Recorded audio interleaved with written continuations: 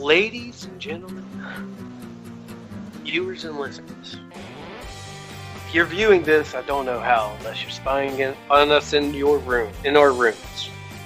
This is another riveting episode of Post to Post with your host with the most, the Brothers of Discussion, myself, Grayson, and my brother Will. How are you doing? Doing well.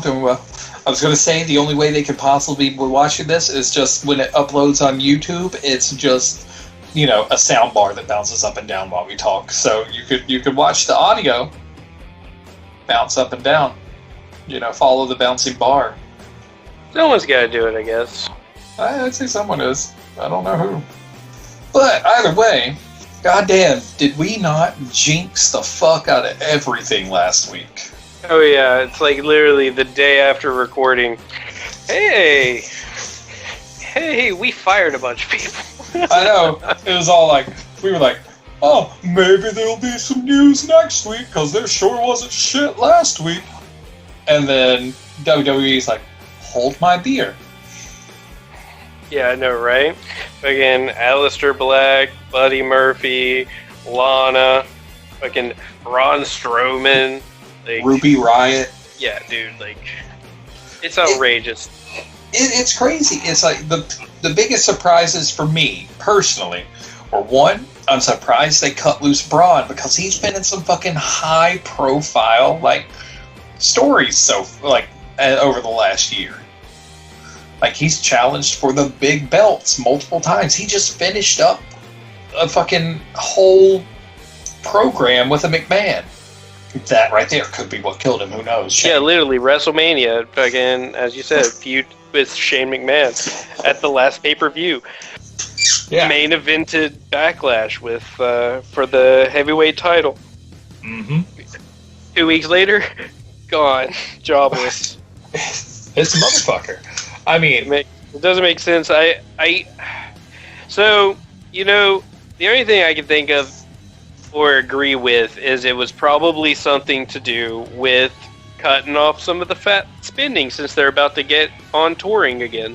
Mm-hmm. So, sure, they've had a record year, but that's because there's been such low production costs. Everything's sort of cookie cutter in terms of how everything looks because they're in a solitary area and they're not traveling.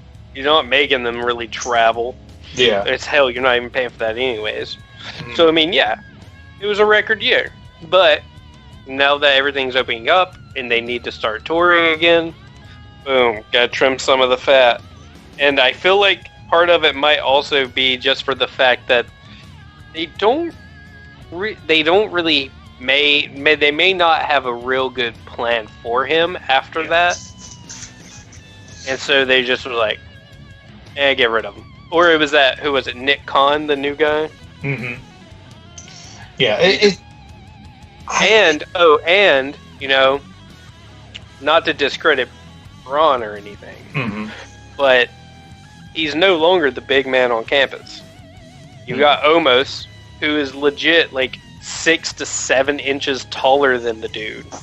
That's crazy though, because yeah, Braun's not a small dude. Uh-uh. And then on SmackDown, they've got the dude with Apollo Crews, who's also just as giant. Mm-hmm. So, he's not the giant anymore. No. His stock is low now because he was the biggest dude around, and now it's not. And other than almost probably being the greenest out of them all, I think he's probably the freshest one on the block still. And he, think of it from a financial perspective. That dude's probably getting paid chump change compared to Braun, who re-upped his contract in 2019 for estimated $1 million a year. Yeah, he was making bank. Let's put it that way. So, it makes sense from all those standpoints, but at the same time, it's what's the point? Mm-hmm. It's like you're going to throw the dude a bone, and then you're immediately going to turn around and shaft him. Yep. It's classic WWE. That's all it is. Classic WWE. And then, not to mention, they did the same shit with Aleister Black. They were building up these awesome, little vignettes where he was, teasing up an upcoming feud and stuff. And then, what do? Nip it.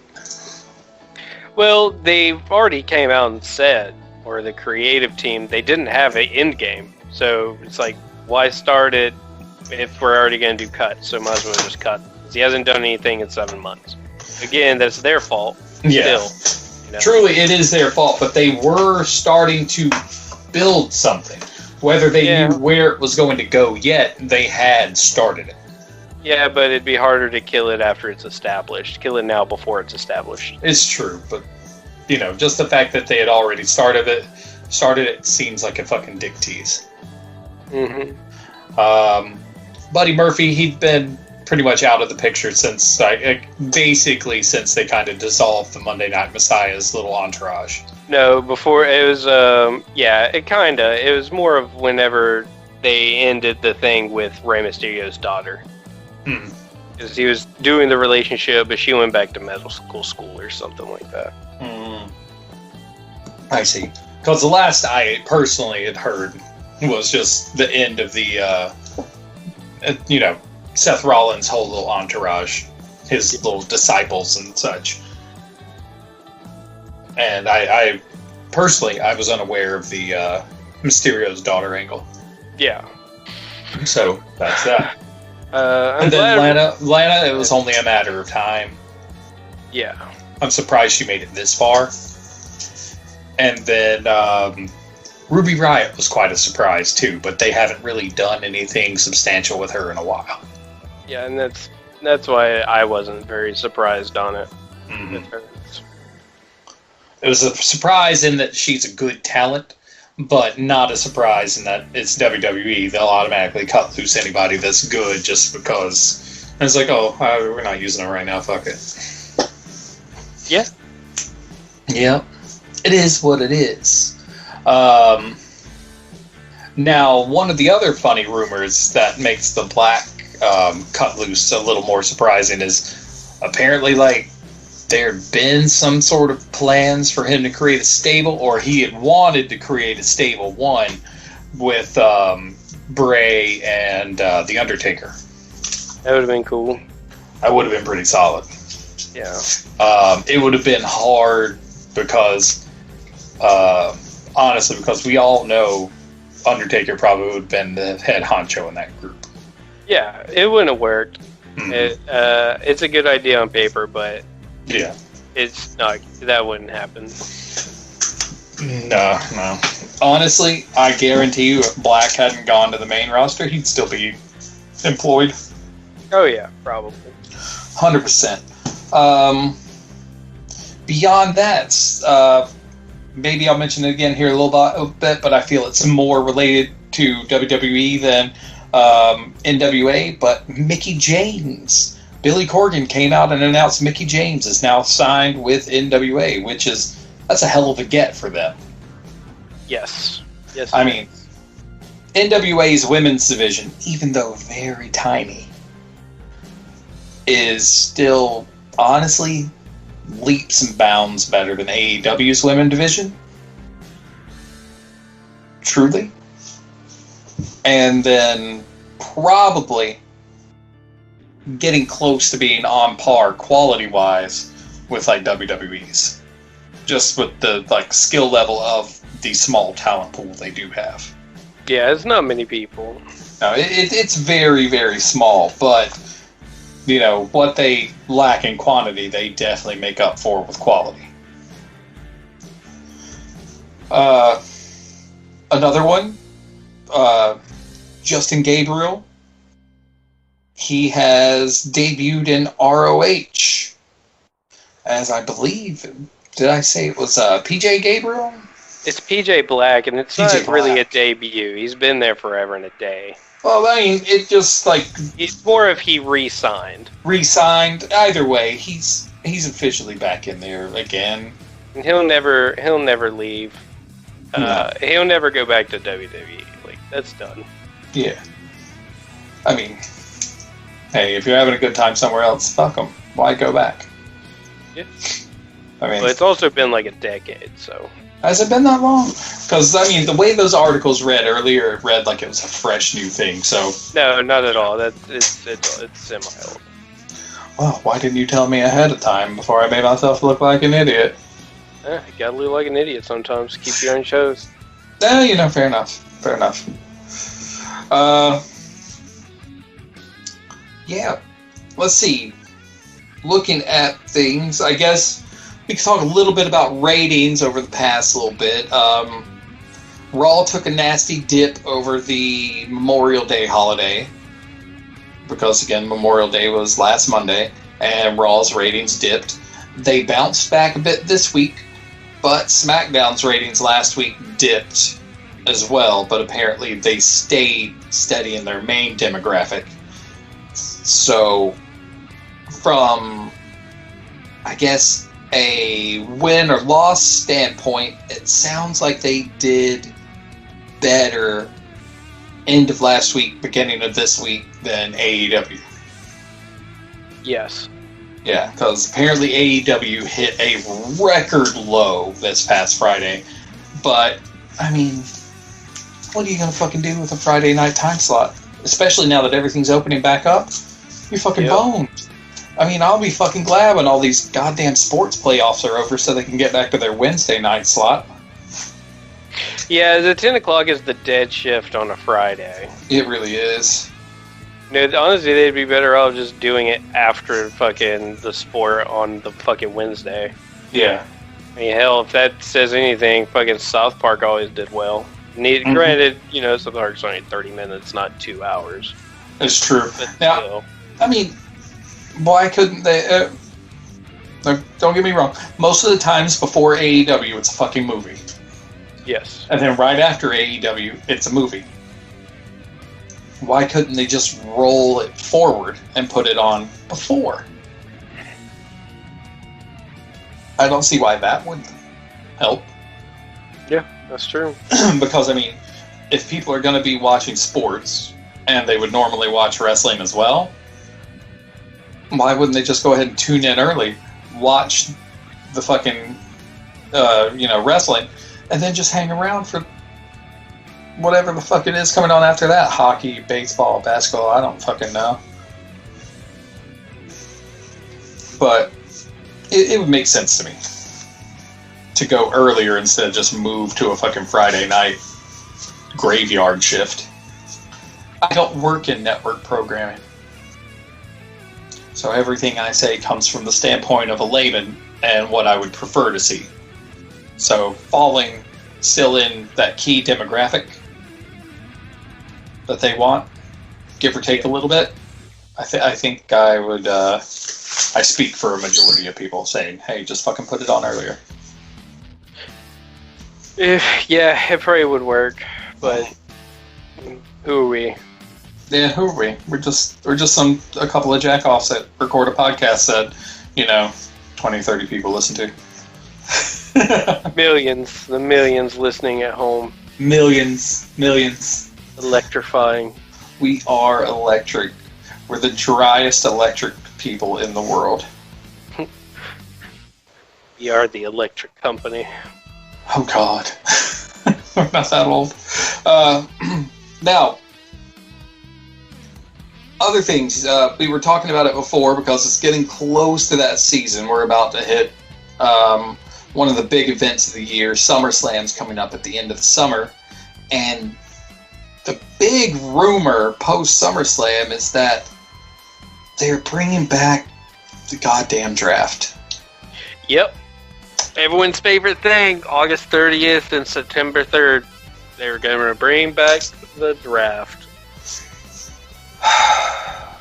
So fucking stupid. I'm not a fan of the draft either. No, I was so happy when I had heard they more or less, gotten rid of it. And now it's coming back. Okay. But why? I lied a little bit. I was actually cool with the draft at first. Mm-hmm. Because that was a neat concept, neat idea, and, it did change it up. But then they did it, like, every year. Mm-hmm. And it kind of got annoying. And, I mean, they're really not in... I guess it might work. I don't know. But I still don't get it. They're probably just trying to get Reigns back over to Raw. That's what it feels like to me. That tracks. That tracks. I could definitely see that as a thinly veiled attempt to get Reigns back over to the main brand. Yep. Yeah. But I'm just not excited about the prospects of that. Cool, we're going to see some, if only the air quotes I'm throwing up were audible, shake-ups, as they are wont to say from time to time. Just, goddamn. But let's say this. Moving away from the draft, because it's just a sour taste. Let's talk about something else that could leave a sour taste in everyone's mouth. The rumor that there's even more cuts coming up. Yeah, there's potentially more cuts, and after this past one, who's safe other than Roman and Seth? Other than Roman, Seth, and anyone working in the main storylines right now, the main event storylines, I'd say fucking nobody. Yep. I can agree with that, man. Like, it doesn't make any sense on who would be safe. Yeah. From what I can tell, almost all the cuts have come from the main brands, right? Yeah. There was one NXT person who got cut in this recent one, I believe. Okay. But I mean, the one before that was primarily the NXT people. Okay. I couldn't remember offhand. There's been so much that we've had to go over in terms of cuts, and so it surprised me a little bit. So in my mind, I was thinking, man, NXT's really dodged a fucking bullet. I still think they really have, honestly. Wait. But it's still wild. I'm just wondering who could get cut.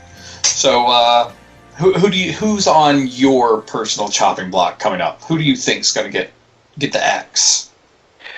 Well, I mean, it's pure speculation. Hell no, someone might not get cut. If it was me, probably Cedric Alexander or Shelton Benjamin. Mm-hmm.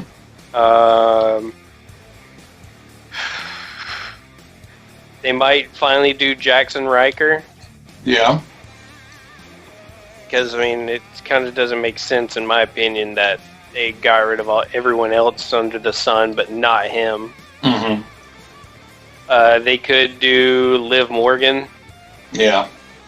Those are probably my tier choices. There could be another, like, women's wrestler or something peppered in there. Mm-hmm. What's really surprising to me is they brought back Ava Marie. Yeah. But got rid of, like, other people. Mm-hmm. It's just so weird, man. I don't know. They don't make sense. Hell, they could even get rid of Otis and Chad Gable. I wouldn't be surprised. I really wouldn't. They've already cut loose fucking Tucker. So yep. I haven't seen him do anything with Otis. Here's kind of my thoughts. Well, Otis is in a tag team with Chad Gable. Yeah, but, you know, when does that ever stop them? My thoughts are this. One, for my money, they don't know what in the fuck to do with Sami Zayn or Kevin Owens. So one of those two. I could see Sami more than fucking Kevin. Kevin's kind of like their go-to for odds and ends. Yeah, I agree, but if you're going to shake shit up with a cut that's going to free up some real estate on the bankroll, one of those two I think is probably a pretty good choice. Yeah. And yes, I'd agree it'd probably be Sami before Kevin, but either one, because it's like they can never really figure out what they want to do with either one. And Kevin, for my money, hasn't had a really good program since the friendship program with Jericho. He's had some almosts, but it hasn't been as high profile since then. Yeah. Sami, he's just honestly it hasn't been good for him since NXT. It's just been like a holding pattern that's slowly gone down and down and down and down and down. I would like him to leave, come back, and I think he could pull it off, but pull the Mr. America angle, but be El Generico somewhere for a while while people keep going, it's Sammy. We know it's you, Sammy. No, I'm El Generico. And then finally he gets unmasked and he's Sami Zayn again or something. I don't know. They need a throwback to El Generico for a while. I agree. Other people, I think, one, it's been so long, I'm surprised they haven't cut loose the Viking Raiders. Yeah, this is true. They could be on the docket. I could see them going. I could. Nothing like shallowing your tag division even further. I know. I mean, honestly, the Viking Raiders, as of this moment, are the new Ascension. Yes. In terms of being injured and gone all the time. And so I would not be surprised if they get the axe. I really wouldn't. Then who else? Just because I haven't heard her name too much recently, I'd say Nikki Fox. I think I got her name right? No, I don't think so. What's her name? Fox something. Or am I getting mixed up? Nikki Cross. No, not Nikki Cross. I can't remember people's fucking names half the time. Alicia with the light up shoes. Oh, Naomi? Naomi, that's I don't think Naomi's going anywhere. I just haven't heard anything out of her in a long time. So, I mean, I'll just throw a name at it. So, there we go. Well, she's with, if they want to keep, people who are in the story happy, that's a price you're going to have to pay. Mm-hmm. She is married to one of the Usos. Oh, okay. But, yeah. That sounds about right. Yeah, she'll have the family in. So, never mind. Nix that. I couldn't think of her name. I don't know why I was thinking Nikki Fox. I think I was thinking of that weird Fox chick from Drawn Together. Maybe. Yeah, I forgot what her name is, but I guess that could be it. I was thinking you were thinking about Nikki Cross, which I could actually believe. Because they don't do anything with her either. Well, I'll say that then. we'll and then I was thinking Alicia Fox, because you kept saying, no, Foxy. Yeah, I'm like, Alicia Fox is already gone, and then the only thing else I could think of is Foxy Cleopatra from Austin Powers, and she's a whole lot of woman, Will. I know, a whole lot. Yeah, I'm a whole lot of woman. It's just one of those things where I was just like, I had it in my mind, and those were the names that were just sticking in my head. I knew it was an N name, but I couldn't think of what it was, and then for some reason Fox stuck in my head. And fuck only knows where all that went. But we got there in the end. Light up shoes. That's all I needed to say. I should have said, hey, who's the one with the light up shoes? And you'd be like, hey, oh, there we go. That's all I can really think of, because again, my WWE knowledge, as you can tell from that whole exchange, is not incredibly deep. Pretty non-existent. Yeah. Nikki Fox! Hey. What can you do? Oh, shit. What can you do? But anyway, there we go. I think the ones that I did mention, who I didn't know who they were, are some pretty good choices. Good in the sense that, one, I would like to see them elsewhere, and two, it would save WWE some ducats. Yes. Now, the last thing we've got on the agenda, truly, are predictions for In Your House this weekend. NXT TakeOver In Your House. I'm glad they've resurrected In Your House. I mean, they did it last year or a year before? It was one of the first times? Yeah. Yeah, I'm glad they resurrected that name with all the cheese of the house as the ring entrance and everything. It was great. Loved it. And then I think it was Todd Pettingill. Oh god, it just gets better. As long as he comes back too, I'm cool with it. Yeah, because In Your House was a great idea for a pay-per-view, and this makes it even better that they resurrected it. NXT's definitely the one for the throwbacks that'll get you. And then, if sorry to any of our listeners, but the only thing in your house did wrong was a video game. Very true. I don't like any of those arcade smash 'em ups. Yeah. Arcade fighters. Yeah, those were. Ooh. They had an unnecessary difficulty to curve. Oh God, it was ludicrous. I mean, for those of you that don't know the term SNK'd, they definitely did that. They would straight up SNK you. And all that translates into is if you've ever played any of the old SNK, aka Neo Geo fighting games, Fatal Fury, The Art of Fighting, King of Fighters, etc. When you're on a roll, the computer knows. And the difficulty goes from, hey, this is fun, to, fuck you, the house always wins. Just think of, for us, for example, remember growing up playing fucking Fatal Fury 2 on the Genesis and getting our shit beat by geese all the time. Yep. Or better yet, just think Street Fighter 4 and Seth. Yeah. Yeah, so how about we dive into these predictions, because we got one fun little factoid for one of them that we'll hit when we get to it. So I'm going to start at the bottom. I believe I'm going to butcher it, but Xia Li versus Mercedes Martinez. That's the first match they have listed on this card that I'm looking at. Yeah.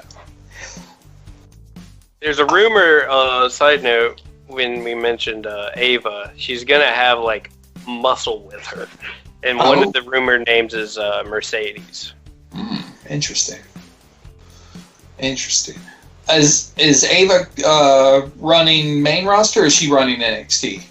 Main? Okay. So Mercedes might be getting a call up? Maybe. The only other person was the NXT UK chick. I forgot what her name was. I would see more of them playing a local talent than a UK talent. Just from a logistics standpoint. But I could be wrong. Now, so who do you take in this? It depends if they are doing Mercedes. Mercedes is going to lose. Who was the other person again? Xia Li. Xiali. I'll say Mercedes. I'll go with Mercedes. Because I have a feeling it'll be actually the NXT UK girl. Alright. I was going to go Mercedes anyway, mostly just because she's the only one that I'm familiar with. The other chick is, I don't know how long she's been with NXT, but her name doesn't ring any bells to me. Yeah. The next one is the match that, just looking at it, I'm like, ooh, I'll watch it. Because, one, it is the rumored $1 million title match. So the $1 million title is up for grabs on this match. And two, it's got one of my favorite former NWA talents in it. Goddamn LA Knight. Going up against Cameron Grimes. I want to say it's going to be LA Knight, but I know it's not. I just know it's not.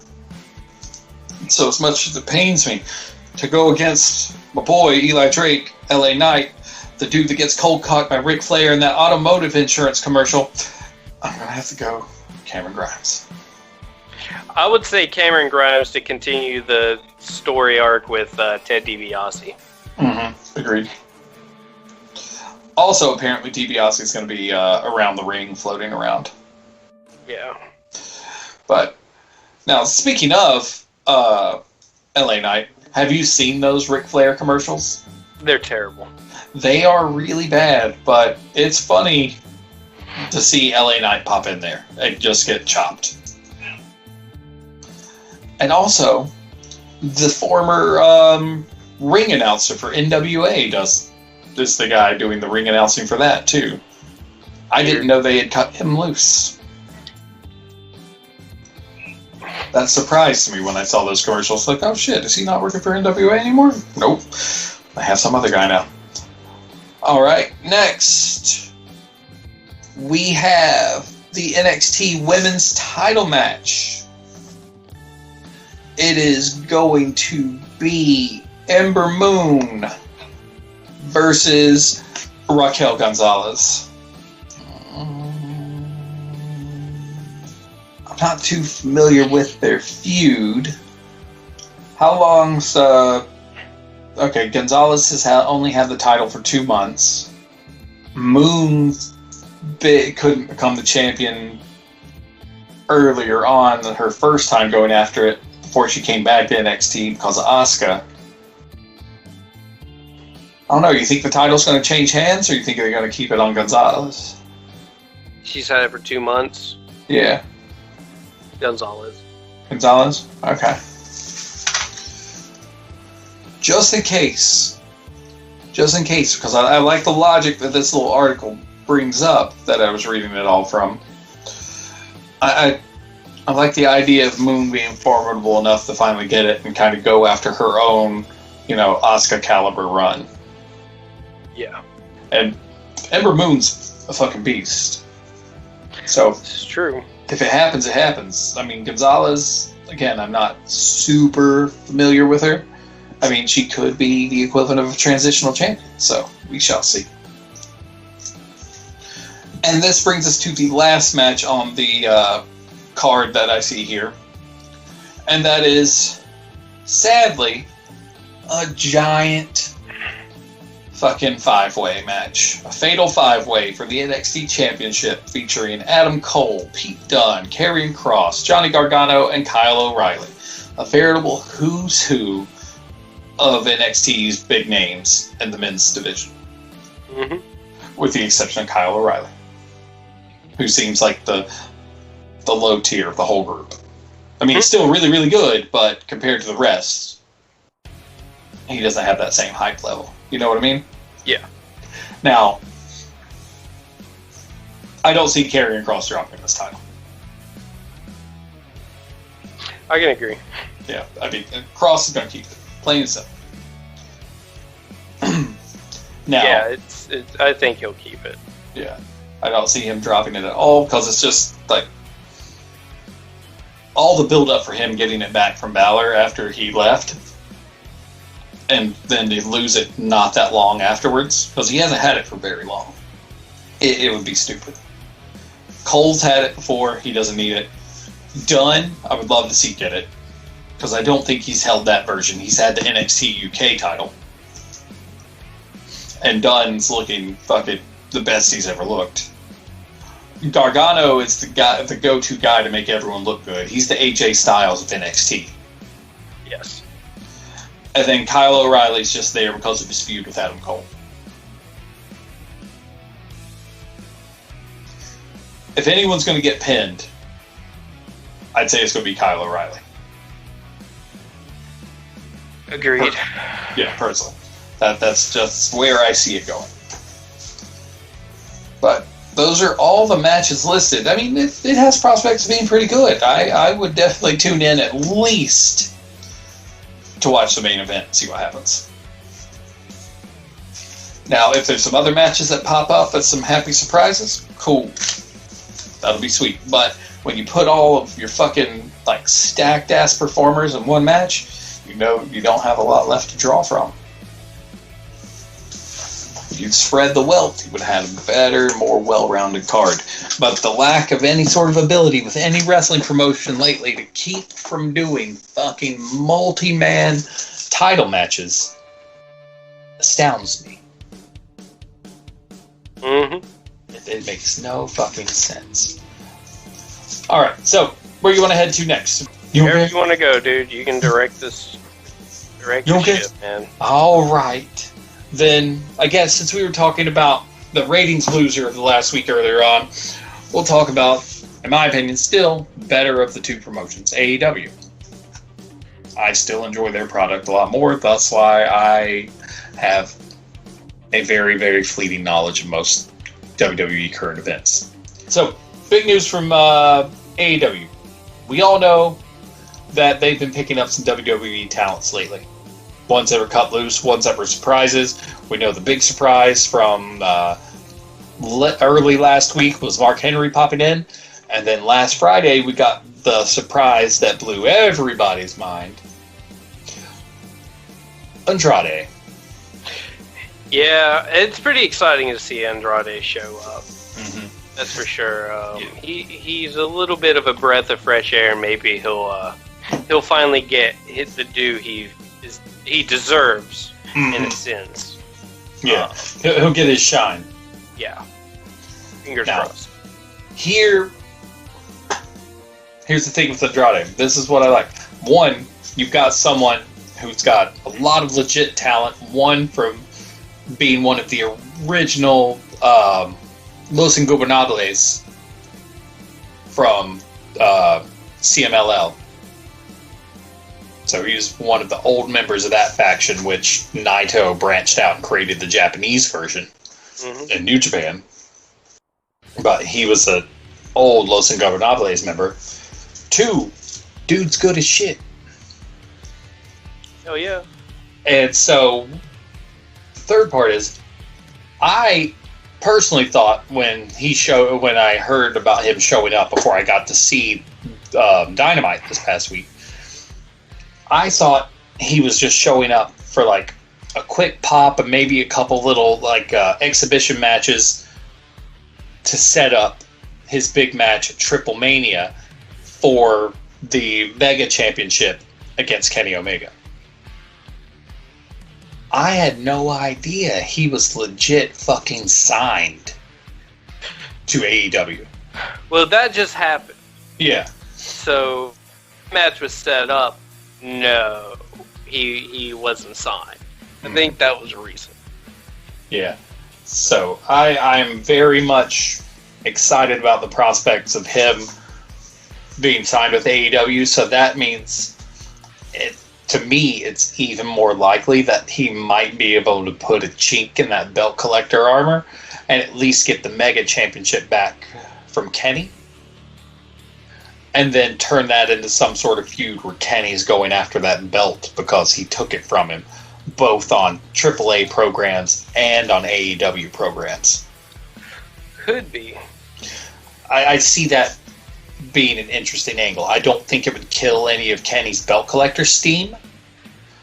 I think it would breathe a breath of fresh air in there. It would give like another person for Kenny to really go against, because as of right now, the way they build Kenny in AEW, he's the top, and no one really can get anything over on him because, you know, they don't really have any huge names that I think match up with him right now in the context of this storyline. Yeah. But now that they have Andrade, they do. And also the fact that, again, we saw Conan, who has ties with AAA at Double or Nothing. It only makes sense that he could foster that relationship and get some of that cross-promotional shit going on. There's good chances. Things could happen. What do you think? Yeah, I mean, that sounds fine. There's a few things I lost my train of thought. What? Okay, refresh me real fast. On what? What you just said. Recap, so you can bring me. Okay, recap. One, Andrade's got the skills to pay the bills, and he could possibly, since they have that big match at Triple Mania, him and Kenny, he could possibly... Okay, I'm back. Okay, yeah. How it won't hinder his belt collector status if Andrade wins and he goes and chases him across both shows to get the belt back, right? Mm-hmm. Okay, I can agree with that. That'd be fine. I'd be cool with it, but in my opinion, it does hinder the belt collector status. Because he's the belt collector. He has all the belts. He has to have all the belts. And again, I'm going to go back, and I'm going to say it again. his first belt that he should lose is the AEW title to Hangman Page. And then it's the domino effect. He loses AAA. He loses Impact. And then it's the build back up, or, the put in place Kenny in terms of, the cliques, the groups, and everything. Then they become a normal stable.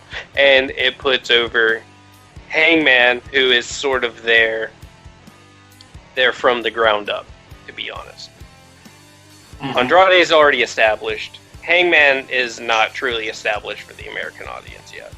No. Like, he's had a few Ring of Honor appearances because of the New Japan deal. He's primarily a New Japan guy. And he's over in America, so I still follow that route. So I don't think he's going to lose it.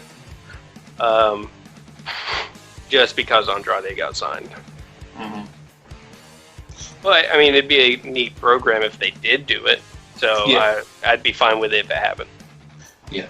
The only reason I say he could lose it, really, is just because I think it would really make Kenny playing his weirdo, crazy character that much better. I think it would improve Kenny's character development. It would give him a reason to feel slighted and like people are out to get him. It would give them more of a reason for like this week's AEW conspiracy against Kenny that him and Don are coming to talk about. Mm-hmm. That's one of the big reasons I think that at least drop a belt that's not a major stateside association. I'm not wanting to downplay the Mega Championship because it's a big fucking belt. It really is, and it's cool as shit looking. I like those fucking octagon plates. They're badass. But if he was going to lose one, that would be the one to drop and chase again. Plus, he's had it for so long and only defended it like a handful of times. I wouldn't be surprised if AAA is trying to push for that to happen, to get their main belt back on their show more often. That's where I'm coming from with it. Yeah. Either way, I'm stoked to see Andrade and Omega go after one another. From all those old rumor things after Andrade was first released, were him talking about how he wanted to wrestle Omega, and now those prospects have come true. Super stoked. Now let's get to the black mark on this whole thing. Andrade's wants in his contract. Yeah, he was making some mighty. Yeah, our boy wanted a Kevin Nash, Razor Ramon, Hulk Hogan style contract. That's how I read it. He wanted some of that old We Destroyed WCW style contracts. Yeah, for sure. He wanted veto power and losing, mm-hmm. and he wanted creative control of his character. And that was where the hang-ups were. I think he was the one that was mentioned as like a big star from WWE who had hang-ups on signing with AEW. Mm-hmm. It's either him or Samoa Joe. Yeah. They're the only big names I can, semi-think of. But, yeah. I mean, I'm sorry, dude, but you're not getting creative control. The buck stops with Tony. Tony's probably got full creative control. He's not falling for that trap. Yeah. Like the article I read said Tony has full creative control. There's no creative control clause in any of the contracts. So more or less, as long as they run it by Tony and Tony says, hey, yeah, go ahead, you do have creative control. Mm-hmm. But basically, you still have to run it by Tony. Tony's the boss. The buck stops there, as you said. But rumor has it that they did make some slight concessions and that he may possibly have a little wiggle room. He doesn't get the veto power on the losses, but apparently he does get a little bone toss. He gets a little creative control on match finishes. Yeah. So he doesn't get to call, if he loses or wins. He doesn't get any creative control on his character, but if he's going to win or lose and he wants input on how it's done, He's allowed to toss out some ideas and suggestions, but it doesn't mean he's going to get it. Exactly. A small amount of that control. So I'd say as long as he's down for the path that they're wanting, they'd probably be willing to, like, okay, you can lose strong. Like, you're not going to get, like pinned in your underwear. Exactly. You're not going to get any dumb shit, like gimmick fucking losses. You're going to look good. Speaking of, I really wish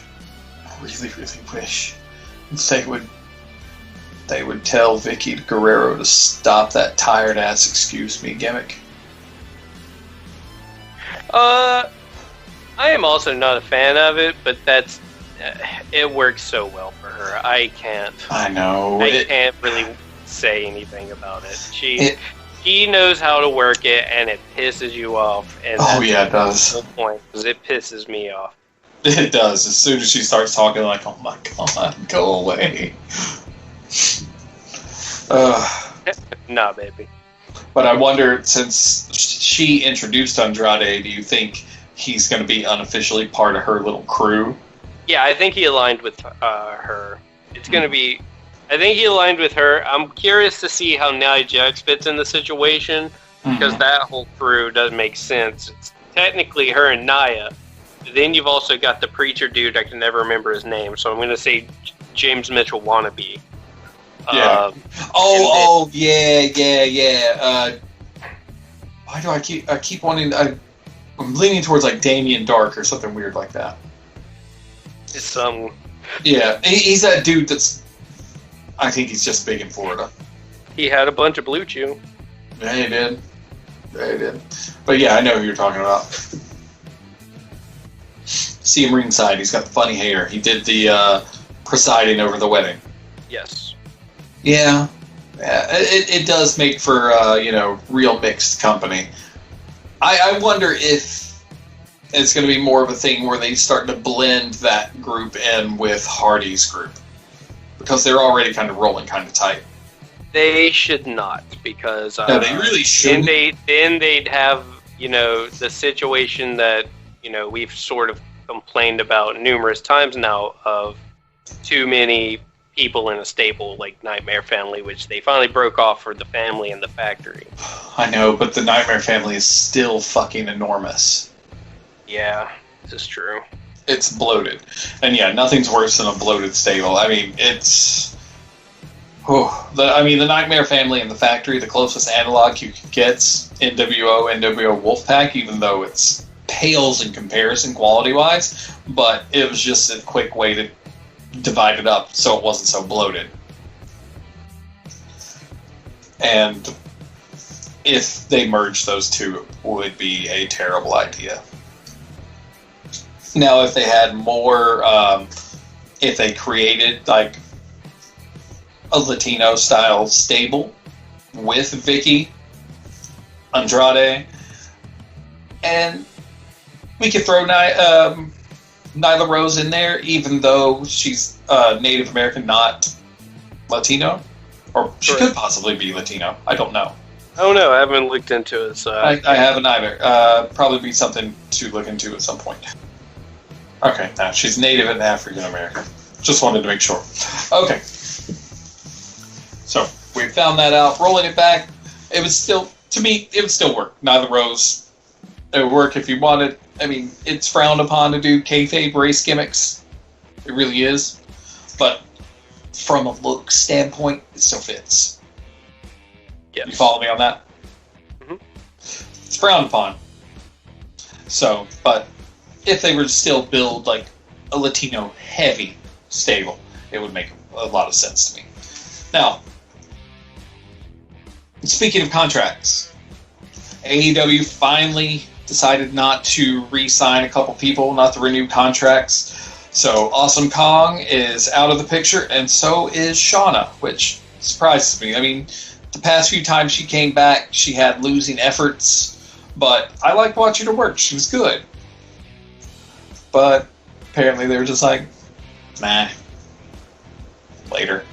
In my opinion, it makes sense. I'd say for her being from Europe, the travel, as of right now, just seems too cost prohibitive. Yes. So, yeah, they cut them loose, and, I can just keep the contract game rolling.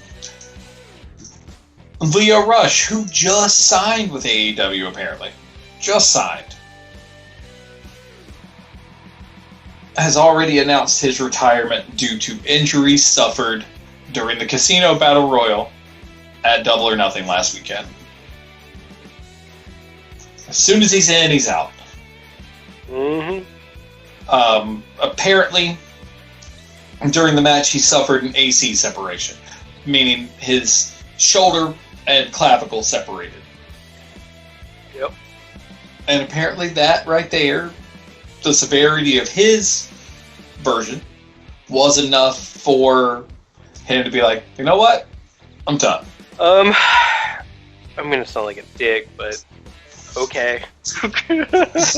I mean, like, I'm not that upset about it, just because you know my thoughts on him, and just sort of, it's always what did everyone else do, not what I do, like, Mm-hmm. Mm-hmm. I don't like his attitude, so I'm not that upset about it. Yeah, I mean, I've only seen him wrestle for New Japan. Honestly, I know the name from other times where he was with like WWE, etc. But I only watched him wrestle in New Japan. And he did a decent job. Did I think he was amazing? No. Was he fun to watch work? Yeah, it wasn't bad. He was fast. He did a lot of athletic shit. Just like he did when he came into the Battle Royal. Now, the downside when he came into the Battle Royal is you watched him make quite a few missteps. Those aren't the things that I believe led to the injury, unless I missed something. What led to the injury probably was when he got tossed out of the ring. Yeah, that's what I'm thinking. Because I think he just took a bad bump to the outside, and that's what did it in. So, it sucks. He got kind of punked out on his entrance, and then on top of that, he got injured enough to say he was going to take early retirement. I'm not going to talk down on it. John made his thoughts known on this. He was not a fan. I wonder if he may have hid an injury. Oh, no, that's really dirty. That'd be too dirty. I don't think he did it, but I was gonna say maybe he hid the injury, did the match, worked through it, and it's like, oh nope, I actually got injured in the match. Gotcha. I doubt that. I highly doubt that seems, no one is that low. I don't think anyone's that sort of shiesty. No one's that shiesty. So I take it back. 100%. But I guess you never know. But no, I don't think so. Yeah, I mean, there's potential if AEW had the equivalent of a cruiserweight belt. Leo Rush would have been a good fit to put into that program. That's all I'll say. Yes. But now, only time will tell. Is this going to be a full-blown retirement? Or just one of those, as of right now, he thinks he's hurt enough to where he needs to stay gone? He's already retired once. Yeah, I mean, fuck, retirements from wrestling, they're a dime a dozen. Hell, Kylie Ray retired earlier this year, and she's back. But we'll talk about that more. 3 times, too. Say what? He's retired 3 times, too. Kylie Ray is a he? No, she. Oh, okay. It sounded like you said he. Maybe, but there's almost no way to get her mistaken. Yeah. But good to see her back, though. But now we just need to take bets on how long it'll last. Yes. All right. So, Rush is out for, we'll just call it an indefinite retirement. Now, last week's Dynamite. We heard Mark Henry come out. Basically, he's going to be the announcer on the new program coming out in August. What was it? Rampage? Yes. Yeah, so he's going to be one of the announcers for Rampage. Tony Schiavone asked the question everyone wanted to know. He's like, Mark, are you going to get back on the ring? He's like, I'm not going to say yes, but I'm not going to say no. Because he was like, there's still quite a few miles left And it is basically what he said. He made a car analogy. So, he's still got some gas left in the tank, he says. That's good. I would like to see him wrestle again. Bring back the Hall of Pain, even though you can't, because that's pretty owned, but still. Could be. You know, I loved it when he came out one time, back when the Hall of Fame sort of started. He just beat the shit out of someone and just goes, "That's what I do." Man, I even revamped the sexual chocolate. Who knows? Yeah, like we said last week, just him and Powerhouse Hobbs creating a group. Just split Hobbs from Team Taz and put him with Mark Henry. Hell, or even Brian Cage. But yeah, I like the dynamic of Hobbs more. Mm-hmm. But you know, Cage is a giant muscle man, and Mark Henry was literally the world's strongest man. Yeah, in that regard, it also works. Yeah, it works for both of them, but in terms of the type of power, I think Hobbs fits Henry a little bit more. Hobbs seems like a Big E, like power lifter style power, just like Mark Henry was a power lifter. Brian Cage, while ludicrously strong, seems more like bodybuilder strong as opposed to like power strong. You know what I mean? Yeah. So, also talking about Dynamite last week, I'm going to go ahead and talk about some shit that I thought fucking sucked from last week.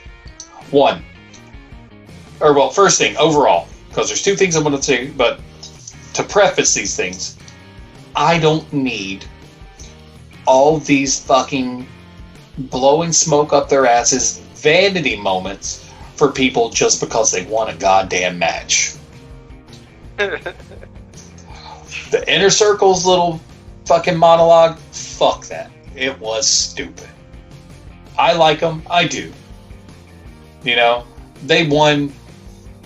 Cool. Did I need a fucking 10-minute long fucking intro to Jericho's song with everyone having a moment to say something and talk some shit? No, I didn't need that. Didn't need it. Fuck it. They won a match. That's all it needed to be. I didn't need this bullshit. Have them cut a quick little promo off camera somewhere. Call it a day. I didn't need all the production. It's just bullshit time filler. Put some actual matches in there that are more entertaining, and I'll be happy. That's what I had about it. Secondly, Britt Baker's celebration for finally getting a title. Part of that made sense because it's Britt Baker. She's been shafted since day one due to injuries, etc. Now she's finally got the belt. Did I need them to have a little party for her? No. Was it funny seeing Nyla Rose throw cheeseburgers at fucking everybody? Yes, it was. But it was a waste of goddamn time. Yeah. If you wanted to do it right, it should have been a rap-a-tap-tap on the locker room door and Tony going into an already in-progress party with a quick cutaway and maybe finish it off with Nyla throwing cheeseburgers at everybody. I'd be fine with that too, yeah. That would have made more sense to me than having it set up in the middle of the ring and some hackneyed-ass reverse Oprah to counteract what Jericho did. It was fucking stupid. Jericho's like, check under your seat, you got a t-shirt! And Britt Baker's like, check under your seats, there's a coupon for a burger taped underneath. No, there's not, I've got it right here. Blah, blah, blah, blah, blah. That's fucking dumb. It's fucking dumb. Stop doing dumb shit, AEW. Some people would say you do dumb shit all the time. No, not all the time. It's just, when you do something dumb, you fucking own it. Let's put it that way. Alright, now, this Friday night, biggest thing I don't give a shit about for Dynamite this week. Cody's gonna have a big announcement. Well, fuck if I care. He's got a big announcement every other goddamn week. It's the Go Big Show, Season 2. Yeah, I mean, this was the only joke I enjoyed that Weatherman made this week. It was like, Brandy's gonna give birth on live television. I was like, wouldn't fucking surprise me. That's doubtful, but that'd be quite the viewers. Yeah. Oh, God. I mean, it's still too early for that, but... Oh, yeah, sure. It's just like, Cody, I don't give a shit. Just fucking wrestle and get better at it. I don't need all your fucking bullshit. I don't care that you're an EVP. You don't have to come out and fucking tell me shit every week. Every other week. Just fucking do your job. And talking to me is not your job, because you're bad at it. People could say, hey, you're bad at talking to us about wrestling. I was like, fuck it. I don't care. Who the fuck are you? Fuck are you? I'm just a fucking guy. I talk about what I like and what I don't like. Come on the show. We'll talk too. So, matches we got coming up for this week's Dynamite. 1, TNT Championship match. Miro versus Evil Uno. Again, they're booking Miro like a monster. They're putting him up against people that are pretty good. Evil Uno's a damn good wrestler, but he's not beating fucking Miro for shit. No, it's just padding the record to solidify the championship run against name talent. Yeah, they're just padding the books. But also, Uno's a tag guy. So, yeah. I mean, the way they played it off with initially Johnny Hungy being the one for it, but him still not being cleared and him gifting it to Evil Uno, I was like, okay, makes sense. But it is what it is. Next, you've got the Young Bucks and Brandon Cutler versus Eddie Kingston, Pac, and Penta. That triangle. Cutler takes the loss. I could see that happening. Hell, maybe they let the young boy get his due.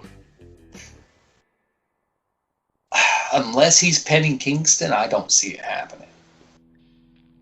I really don't. I mean, the match, honestly, is going to be carried by Pac and Penta and the Young Bucks. Kingston and Cutler are just there because, one, they need two people that are easy to take an L with without making the other ones look bad. Who's going to take it? My guess is the one that's a little lower on the totem pole, and that's 100%, in my opinion, Brandon Cutler. Regardless of the fact that he's the Bucks' boy, I see them playing up their heel character and kind of selling him out a little bit. Yeah, I can believe that. Yeah. Then you've got Hangman Page and 10 versus Cage and Powerhouse Hobbs. Cage and Hobbs. 10 takes the loss. Yeah, I agree, but that's It could also be the other way, because 10 is sort of their building star for the Dark Order. Mm-hmm. They're trying to build him really hard, but he's still coming off super green. But I'm hoping that he does well. I think he's got a lot of potential. It's just I really wish they would fix his mask. I'm cool with the mask. I don't like the way his mask looks. Most of the other ones, when they wear them, look fine. But his mask is just way too, like, hackneyed Joker-looking mask. That's the only thing that bothers me. It really is. I would much rather see it. Like, I get it. I get the 1 and the 0 over the eyes. It makes sense. It does. But I think it would look better if they did 10 as like a giant Roman numeral X across the front of the face. That'd be cool. I think that would be way more badass and a lot less, cheesy. That's just my thoughts. I would love to see it changed, but odds are it probably won't. They'll leave it like that so it matches the -1 mask.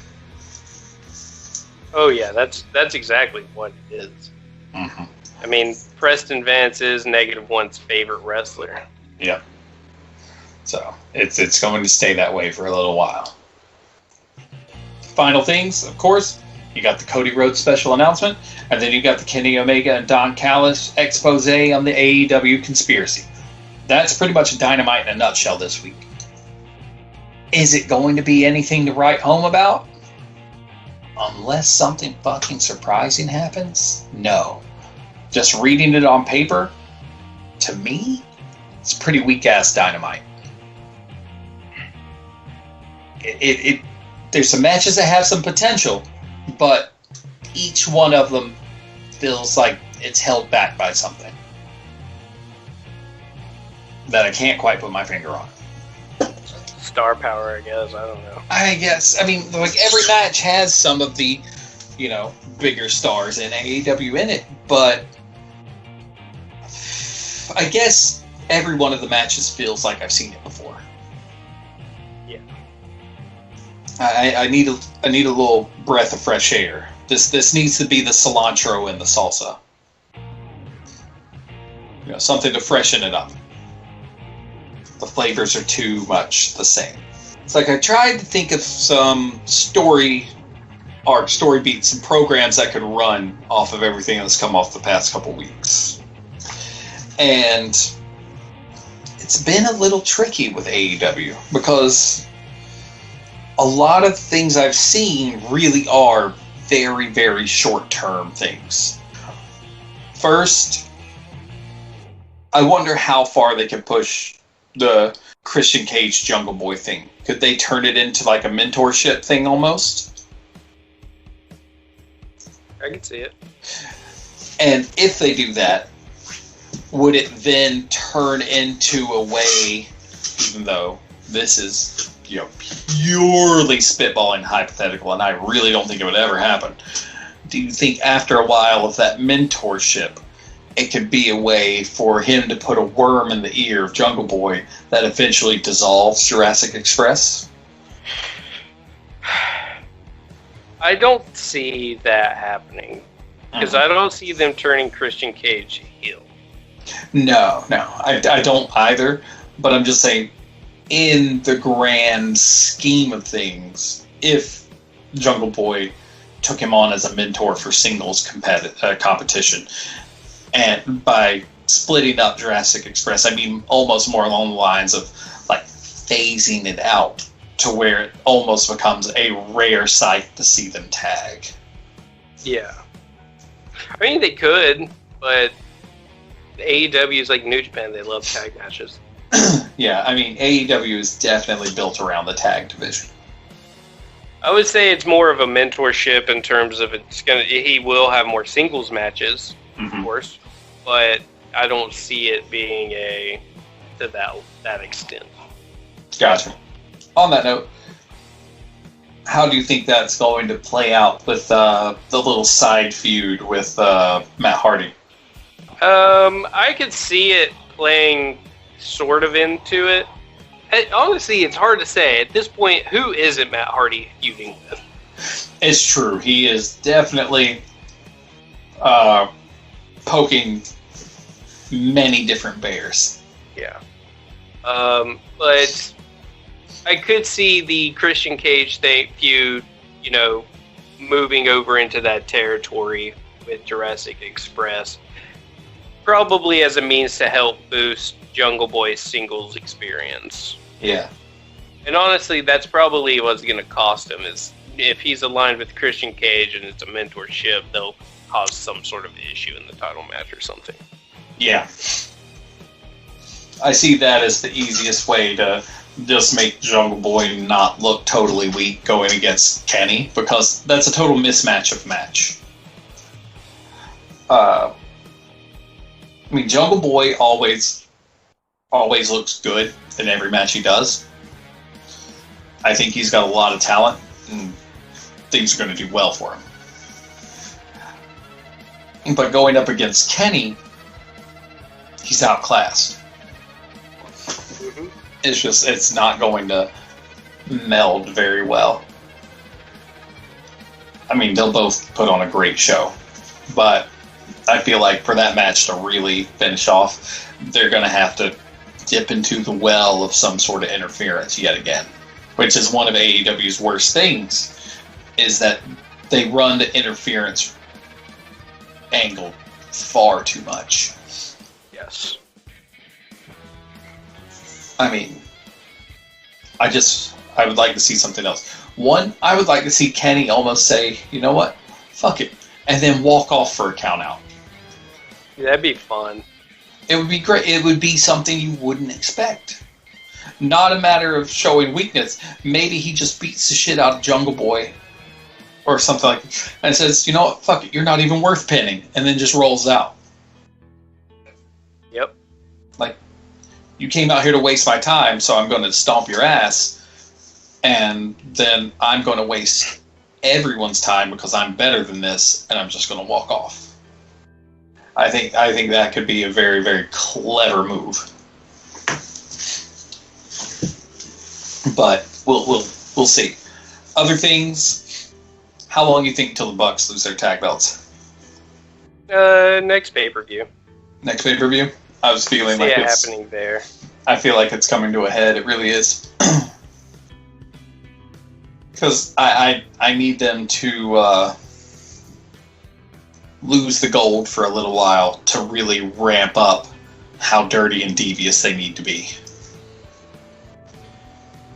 Like, the old Bucks came back when they won those belts. But now I need to see them continue being the Dirty Bucks. And it looks like, from what we heard last week or even this week, the next pay-per-view's fucking All Out. Mm-hmm. I'm surprised they're not doing Fyter Fest this year. Or is it going to be just a special edition That's Dynamite? probably a special episode of Dynamite, because that's usually how it is. Because, I mean, year before, it wasn't. It was a pay-per-view. But I can't remember if that was that...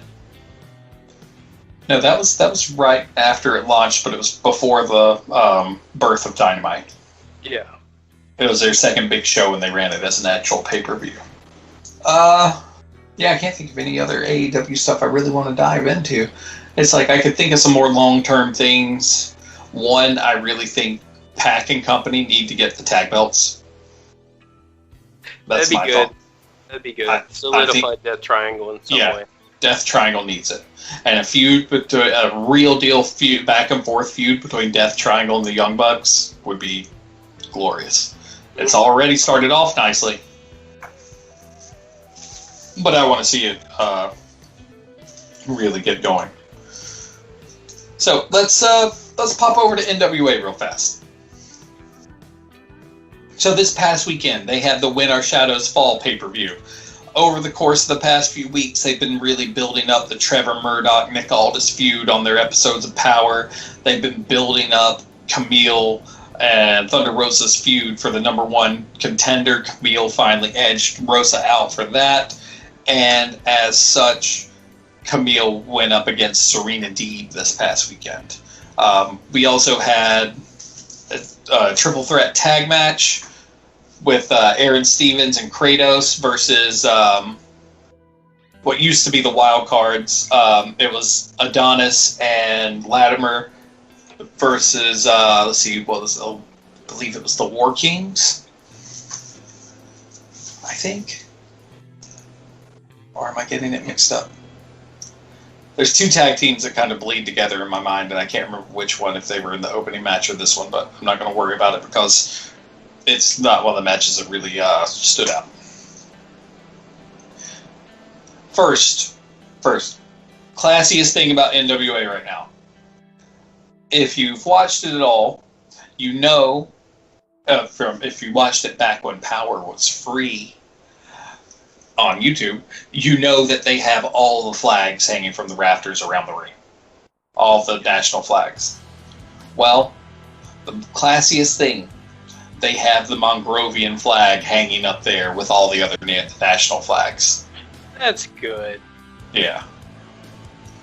Super, super nice. I was like, that right there, when I saw it, I was like, Corgan, you classy bastard.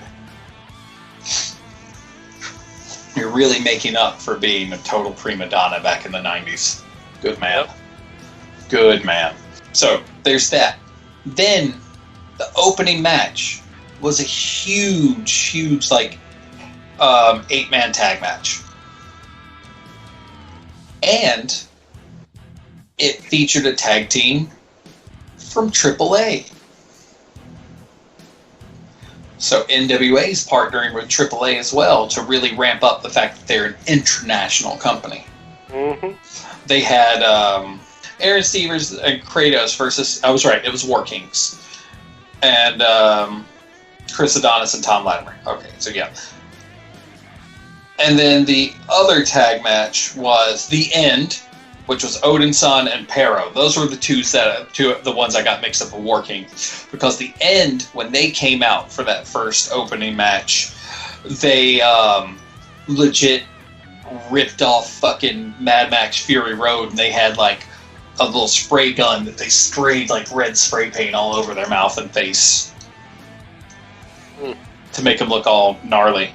And honestly, they already look gnarly. Basically, they're like a weird NWA knockoff War Machine or Viking Raiders. And they look damn good.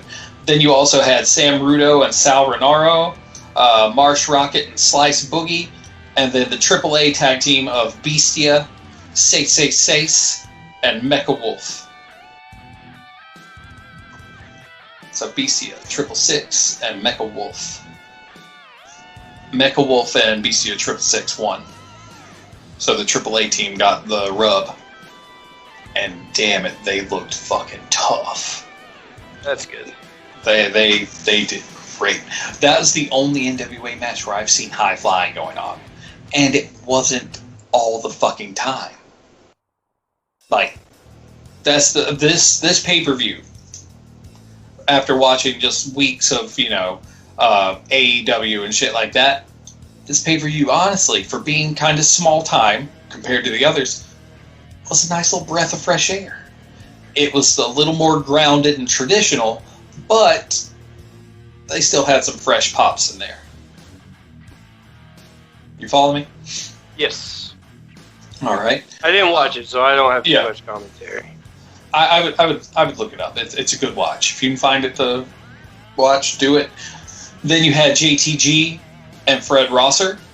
I already mentioned that earlier on in the show, or maybe even before show, I forget which. But JTG won.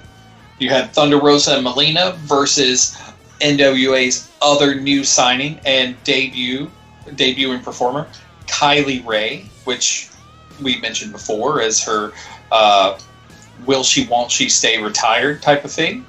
It was Kylie Ray and Taryn Torelli. Interesting match. Really was. Thunder Rosa wound up brawling with Taryn outside the ring, hoisted her up, and walked into the backstage area. Nice. After that, they never came back out, and it was just Melina and Kylie Ray in the ring going after one another. Melina went in on Ray. Ray slipped around, rolled her up, grabbed a handful of tights. So if you were a big fan of Melina, just go watch it. You'll see all the butt. All the butt. All the butt. Because those tights come damn near all the way down. Any further than bend at her knees. That's how far Kylie Ray pulled those tights to get that pin. Hilarious. So, John, if you happen to listen while you were on break, there you go, buddy. If you didn't already watch it, because I know we talked about it the other day. Now, but yeah, Kylie Ray, she got the win. She looked good, but it also seems like they might be trying to give her some sort of conflicted, almost heel angle, because we know Kylie Ray, she's the bubbly, happy one. But she won in a very devious heel-like manner. And she also wrestled a little more mean than you would have expected. Even though she kind of got, manhandled at the beginning between the two, when she finally started to get the one up on everyone, she was wrestling a little mean. So I think it has some potential there. Next, you had a non-title grudge match. The Pope versus Tyrus, a.k.a. Brodus Clay. Well, they definitely pulled out so many classic heel heat moments where Tyrus came out saying he was dedicating all the proceeds that hit from this match to the charity that he runs, that he took over for someone who was mismanaging it and everything else. And then he said the name of the charity and opened his shirt, and it was a charity that is actually owned and run by the Pope. That's funny. And that got the Pope super pissed off. Austin Idol is basically Tyrus's manager, and they were working some shiesty business out there.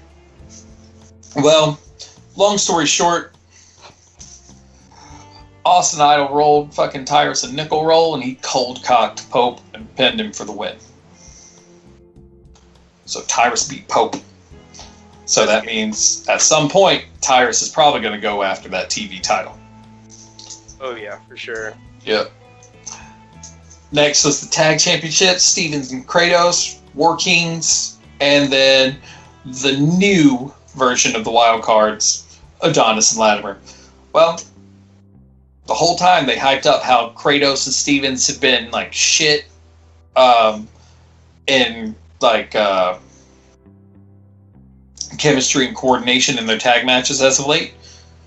But apparently they turned it around because, you know, you thought it was done because fucking they worked Kratos' leg. He was hobbled most of the match. They started beating the shit out of Aaron Stevens. But then they get the win because while Stevens wasn't looking, Kratos kicked the shit out of when he low blowed this dude, I thought his nuts were going to come out of his mouth. Like, he kicked the fuck out of that guy. I forget who it was off the top of my head. I think it was one of the members of War Kings. But dude dropped, and then Kratos went back over to his side of the ring, was yelling at Stevens, like, pin him, because the ref was also distracted. And Stevens pinned him, and they retained their titles in a very devious fashion. So we'll see how it went. We'll see how that progresses. Because I am at least keeping tabs on the NWA stuff, even though I'm not watching it because I'm not going to pay $10 a month. Yes. They're not but I will probably start at least getting their pay-per-views. Then you had the big Serena Deeb and Camille match. Camille crushed her. Like, they tried to make it look like Serena Deeb was going to kind of do something, but if you watch that match from the beginning, it was Camille all the way. I mean, we knew it was going to happen anyway, but Camille fucking trucked her. Plain and simple. Camille is now the women's title holder. And then the heavyweight title match, Nick Aldis and Trevor Murdoch. The best way you can compare this match is they were definitely going for a Dusty Rhodes versus Ric Flair kind of angle. The everyman versus the classy man on top. And it worked. It really did. It made you feel for Trevor Murdoch. Because he got fucking robbed. Plain and simple. I like Trevor Murdoch. He's one of those old school bruiser brawler types. I do. But he got robbed by Nick Aldis. To set it all up, if you've watched it, if you haven't, well, spoilers, here you go. Sorry. But, one, while the ref is distracted first by Latimer, who brings out a chair, Latimer gets run off. And then the ref is more or less preoccupied with talking to either Latimer or Murdoch. One of the two. I can't remember right off the top of my head, but it's one of them. And while that preoccupied moment is going on, Aldis gets the chair that was brought out and just knocks the ref cold. Just chair shots him straight across the back. Drops him. Starts getting some cheap and easy work on Murdoch done. Then Murdoch turns the tables while the ref's still out and knocks Aldis on his ass with the chair. He tosses the chair to the side. The ref's recovering. He gets Aldis up in an Indian Deathlock, which is basically just a variation of the Texas Cloverleaf, which is honestly, if I remember correctly, Aldis' finisher anyway. So, Murdoch technically beat Aldis with his own move because Aldis you know, he went out, and the ref called the match. And right as they were about to announce Murdoch as the new champion, the ring announcer was like halfway through his sentence. The ref cut him off, held up the chair, disqualified Murdoch, and gave the match to Aldis. Goddamn national treasure. Motherfucker, I don't... It was such a fucking interesting, weird, and annoying finish at the same time. Yeah, you were telling me about that earlier. Wasn't it like the ref should have just kind of known? Yeah, it's like no one else could have hit the ref with the chair and knocked him out but Aldis. But the chair was still in the ring. The ref never saw Murdoch hit Aldis with the chair. The chair was still laying in the ring from where Aldis had used it. And Murdoch beat Aldis center of the ring with the Indian Deathlock. But the ref called Aldis for the victory after that. I almost think it's going to be one of those angles where it's going to turn around and be like the ref was on the payroll. I can believe that. That's the only way I can see that being how that got thrown out.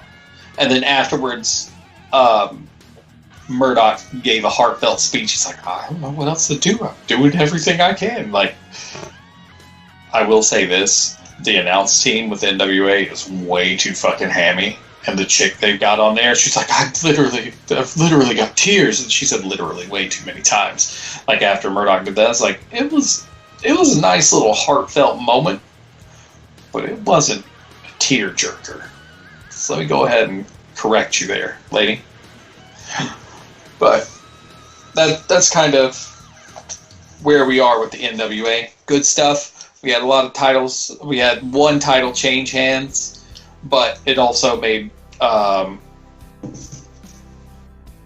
stable that much more heavy with belts. So Risky Business, I believe it was, or something, whatever the fuck their stable's called, I can never remember, is... They just love Tom Cruise. Yeah, they look stacked, let's put it that way. You've got Camille, who is built like a brick shithouse, and then you've got Aldis, who's a smarmy fuck, rolling deep with those titles. Yep. And then last, we'll hit a quick little update with New Japan, because this Shingo Takagi. Oh yeah, just wait. The best part, I don't know if I told you about it or sent you the text about it. I may have, but we'll get to that in a second. This past weekend, they had Wrestling Dontaku, I believe it was. Or no, not Dontaku. Dontaku was a while back. It was Dominion. Dominion was this past weekend.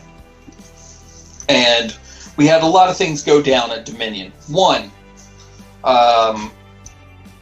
pretty much, Evil and Bullet Club won their opening 8-man tag, or their big tag match against the current Never Openweight 6-man tag team champions and Tanahashi. So Bullet Club, which at this time was Evil, Dick Togo, Yujiro Takahashi, and I believe El Phantasmo. That was the group they were wrestling with. They beat the current triple tag champions. Right, they did. And after that, they pretty much held up the belts. Evil, Yujiro, or no, it wasn't Dick Togo. Dick Togo wasn't part of it. Chase Owens was the fourth member. Togo was just at the sidelines. But when they came in at the end, sorry about that. When they came in at the end, Evil, Togo, and Yujiro held up the Never Openweight belts. So basically that was just an announcement that this is the 3-man team that's going to go after those belts. Evil actually held those belts before he turned his back on LIJ last summer around this time. So apparently he wants them back. And this is his new crew that he's going for it with. So they are basically setting up a challenge of those three versus Yoshihashi, Ishii, and Hiroki Goto coming up at the next pay-per-view. Following that, Naito and Sonata have basically said that they're now a tag team. And they're going to be going after the current tag champions who won the belts back from God at Wrestle Grand Slam 2 weeks ago. Dangerous Techers. So ZSJ and Taichi have the belts again, but Naito and Sonata got the pin on ZSJ, and thus set up them being number one contenders for the belts, which I'm pretty stoked about because that's a pretty solid tag team. And then, lastly, Desperado wrestled Yo for the junior heavyweight title. Desperado won. It was a damn good match. Back and forth, a lot of false finishes, just really fucking good. And Desperado looked strong. Yo looked good. Desperado worked Yo's surgically repaired knee quite a bit, but they didn't overdo it. But after he got the win with Pinche Loco, who rolls out to cut a promo on him? Our boys from Bullet Club, the former junior tag champs, Taiji Ishimori and El Phantasmo. Phantasmo's cutting throwing down all sorts of shit. He's calling the people that run New Japan incels for some reason. I don't know why. I think it was just cheap heat. But I was like, that's an odd choice. But okay, keep going. I'm invested. He lays it down. And then he turns around. But then he's like, and Desperado. And right as he's about to say something, Ishimori grabs the mic from his hand, holds his hand up to shush him. And then Ishimori says, I'm your next challenger. So they set that up. They set up ELP and Ishimori going for the tag belts because Yo and Sho were in the ring at that time. But they also seem to be sowing a little bit of dissent there because of the way that Ishimori snatched the mic away from El Phantasmo. They're speculating, the commentators, Kevin Kelly and company, were speculating that maybe El Phantasmo was about to challenge Desperado for that belt. But got cut off. Better not. He definitely gave Ishimori some looks. But at the same time, I'm just like, he doesn't seem that beat up about it. I think it'll be okay. But now, sadly, the one match that I didn't get to watch, but the one that was the most hyped, Shingo Takagi and Katsuchika Okada for the vacant IWGP Heavyweight Championship. The new belt. The big boy. Mm-hmm. Vacated by the injured Will Ospreay. Well, because I haven't seen the match, so I don't know the play-by-play of it, let's just say this. The Dragon won. Shingo defeated Okada. Which is amazing in itself. Yeah, I mean, Okada, honestly, as of late, they've been really fair about who gets to beat Okada. It hasn't been just the Okada show. They've been downplaying him. He's still as popular as ever, but he's become more supporting now. He doesn't have to be the top guy all the time anymore, it feels like. They're trying to freshen things up. And I like that idea. The booking's getting a little better in that regard. But I'm happy to see Shingo get it. I am. Because that's kind of where I felt like it was going anyway. Because they were already setting up that feud between him and Ospreay. And well, Shingo at the post-match press conference said, I won't feel like a real champion until I've beaten Ospreay for this belt. So there's that. So Shingo is definitely all about beating Ospreay for real and keeping that title before he can truly call himself the champ. Which brings me to the best part of all of this.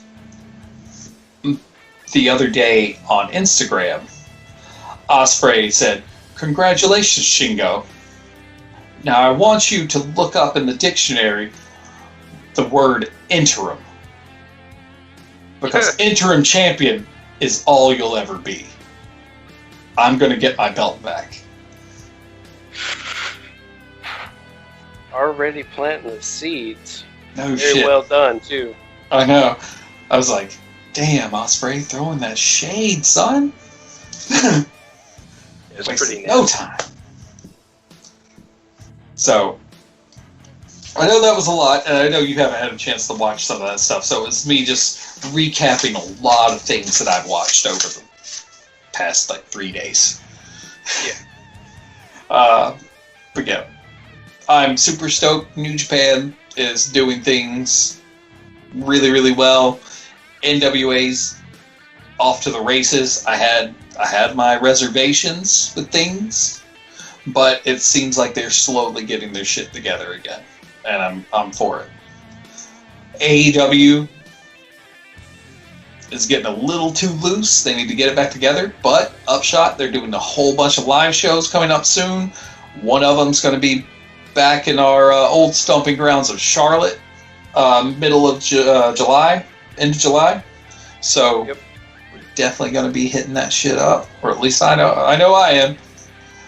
I might. We'll see. If we get to, we'll definitely try to see if we can't promote some, hand out some more of those really old business cards that we still have.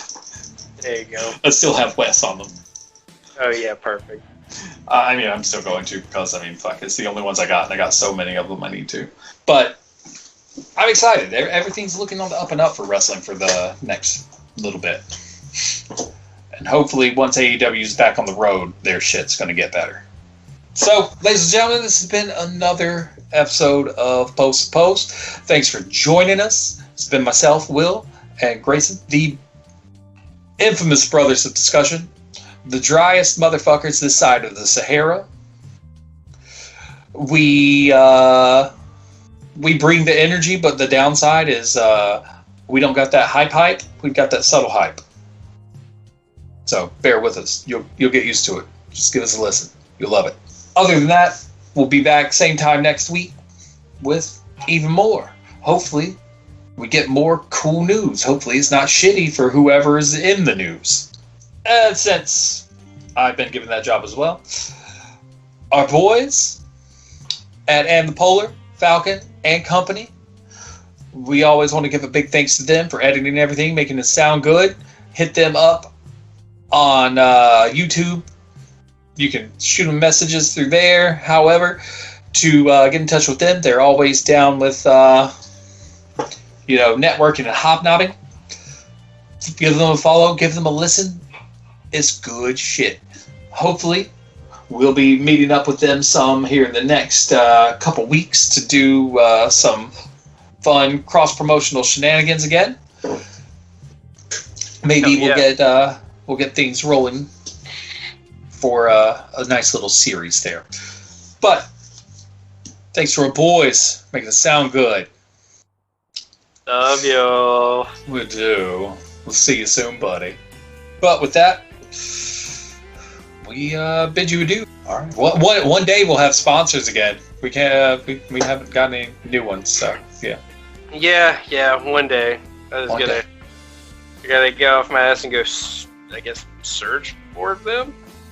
Well, this episode is brought to you by Bic. They make a damn good pen and a pretty good razor.